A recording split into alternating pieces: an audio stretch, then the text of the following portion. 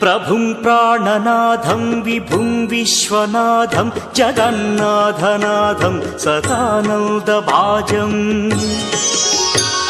भवद्भव्यभूतेश्वरं भूतनाथं शिवं शङ्करं शम्भुमीशानमीडे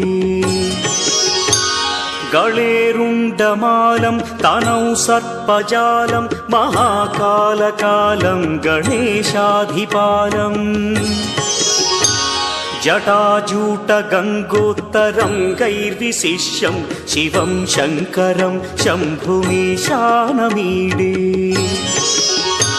मुदामाकरं मण्डनं मण्डयन्तं महामण्डलं भस्मभूषाधरन्तम्